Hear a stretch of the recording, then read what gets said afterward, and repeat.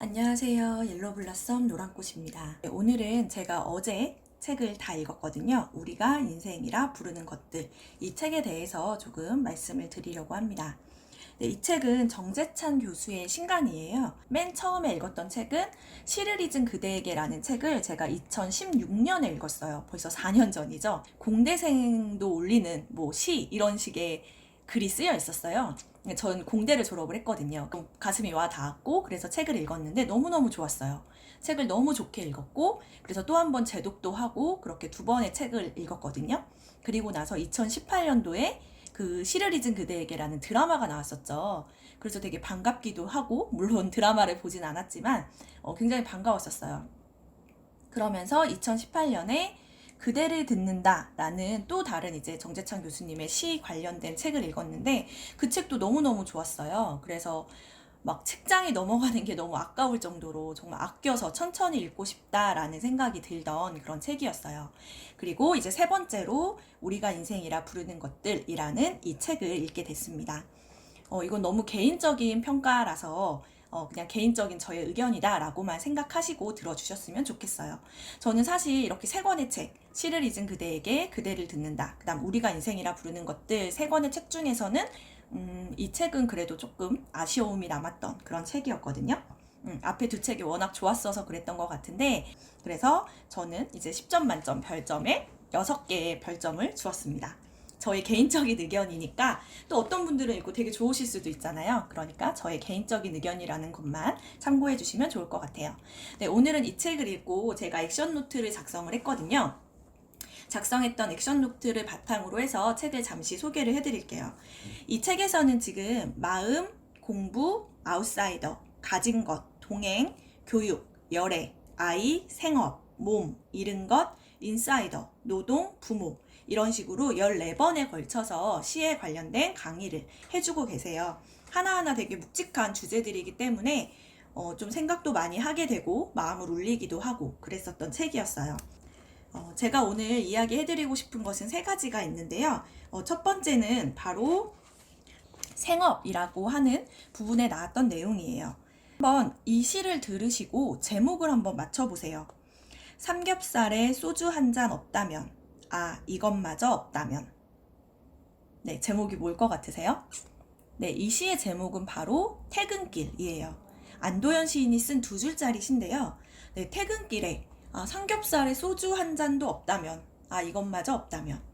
되게 가슴에 많이 와닿죠.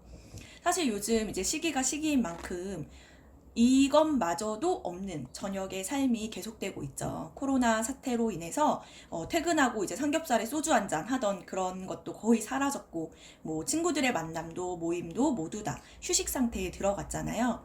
그래서 이제 한번 생각을 해봤어요. 나에게 지금 이렇게 코로나로 정말 사실 저도 이제 역시 집콕 생활을 하고 있거든요. 아시는 분은 아시겠지만 저의 취미 중에 하나가 탱고인데요. 탱고도 이제 코로나 사태가 되면서 2월 말 정도부터 올스탑이 됐어요. 그래서 모두 다 쉬고 있고 제가 지금 4년 내내 이어오고 있는 바람꽃 모임도 3월 한 달 동안 모두 다 휴식기에 들어갔어요.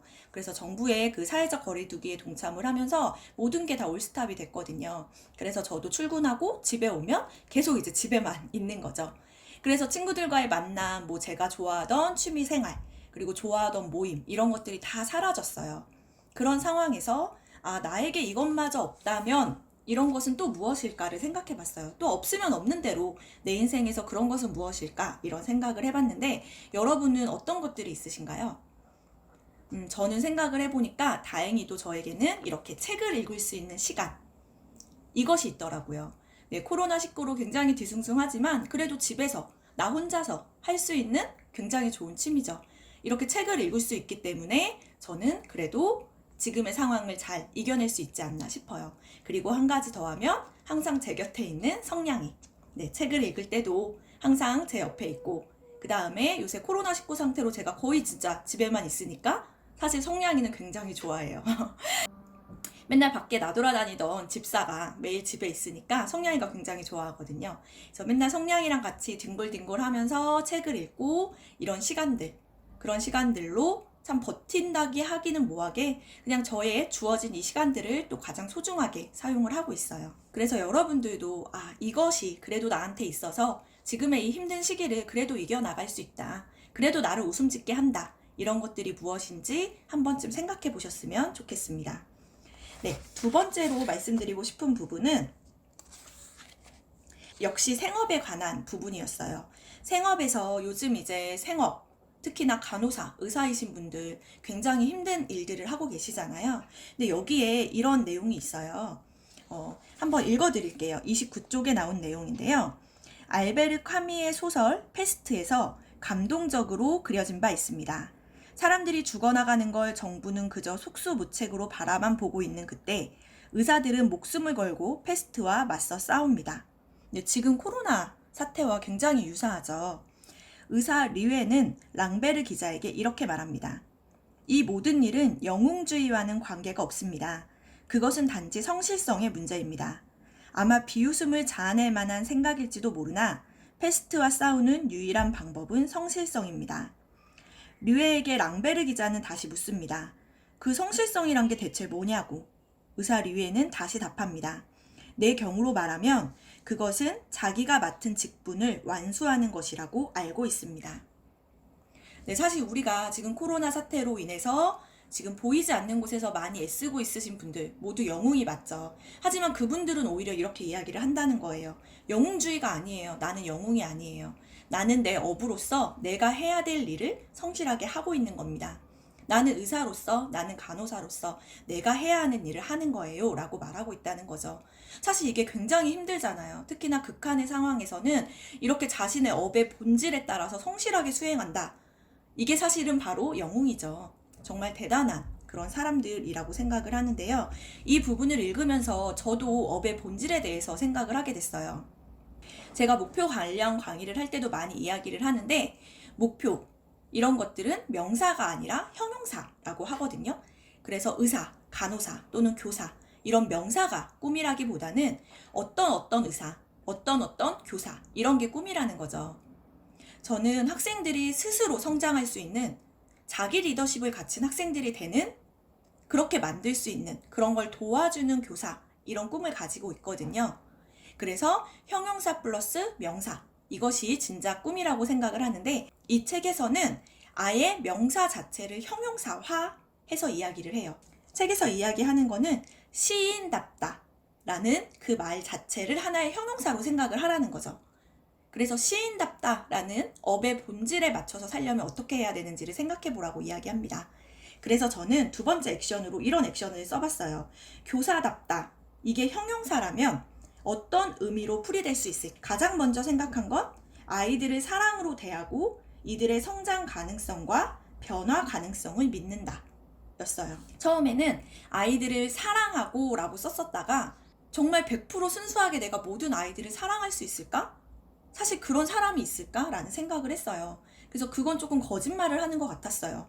그래서 100% 사랑할 순 없지만 내가 이 아이들 모두를 사랑으로 대할 수는 있겠다라고 생각을 했어요. 그리고 그게 교사라고 생각을 했고요. 그래서 아이들을 사랑으로 대하고 이들도 성장할 수 있고 변화할 수 있다. 지금의 모습이 아니라 충분히 변화 가능하다라는 것을 정말 믿는 그것이 교사답다라는 말의 업의 본질이 아닐까라는 생각을 했습니다. 여러분들도 여러분만의 업이 있을 거예요. 그 업을 형용사라고 생각한다면 어떻게 풀이될 수 있을지 한 번쯤 생각해 보시면 좋을 것 같습니다. 네, 제가 세 번째로 정한 액션은 어른으로 계속 커가기 위해서 내가 할 수 있는 일은? 이라는 액션이었어요. 자, 이게 무슨 이야기냐면 198쪽에 이런 이야기가 나옵니다. 세월은 안으로만 새기고 생각은 여전히 푸르른 희망으로 가득 찬 사람. 그리하여 내년엔 더 울창해지는 사람. 그렇게 나이 들어가면 좋겠습니다. 어른으로 늙는 것이 아니라 어른으로 계속 커가면 좋겠습니다. 늙음은 젊음의 반대말도 아니고 젊음이 모자라거나 사라진 상태도 아닙니다. 늙음은 젊음을 나이테처럼 감싸 안고 더욱 크고 푸른 나무가 되어 쉴만한 그늘을 들이우는 일입니다. 그러기 위해 공부는 결코 멈춰서는 안 되는 겁니다. 너무 멋있는 말이죠. 사실 저도 나이가 적은 편은 아니거든요. 지금 30대 거의 중후반을 넘어가고 있는데 여자 나이의 30대 중후반이라고 생각하면 스스로 되게 나이가 많다라고 여겨질 때가 있거든요. 또 친구들을 만나도 우리 나이에 나이가 많아서 이런 말들을 많이 써요. 근데 사실 저는 그 말을 되게 안 좋아하거든요. 나이가 많아서라는 거는 뭔가 나를 한계짓는 것 같아요. 그래서 나이가 많으면 뭐 어때? 라고 이야기를 했었는데 여기서 되게 속 시원하게 이야기를 해줍니다. 늙는 것이 아니라 어른으로 계속 커가면 좋겠다고. 즉 나이 들어서 내가 늙고 있는 게 아니라 나이가 들면서 계속 커가고 있다라고 표현할 수 있다는 거죠. 하지만 그게 저절로 되는 것은 아니죠. 이렇게 커가기 위해서는 내가 무엇인가를 해야 돼요. 그게 뭐냐면 이 책에서는 공부, 즉 배움이라고 이야기를 하고 있어요. 그래서 나는 무엇을 배워야 할까? 그래야 어른으로 커갈 수 있을까라고 생각을 했는데 가장 먼저 떠오른 생각이 체력이었어요. 사실 나이가 들면 체력이 조금씩 떨어질 수밖에 없는데 체력이 없으면 되게 정신적으로 약해지게 돼요. 짜증도 많아지고 되게 민감해지기도 하죠. 그리고 만사가 귀찮아져요. 따라서 공부를 하려면 계속 커가려면 가장 먼저 필요한 건 체력이에요. 그래서 저는 건강을 가장 신경을 쓰게 됐어요. 내 체력이 좋아야 내가 모든 삶을 즐기면서 배우면서 살아갈 수 있다고 생각하기 때문입니다. 그 다음 두 번째는 무엇이든 좀 배우고 그 다음에 그것을 소화시키려는 마음이 가장 필요하겠죠. 저는 배우는 거 되게 좋아하는 편이기 때문에 이것은 괜찮다고 생각은 하지만 항상 제가 염두에 두려고 하는 거는 겸손이에요.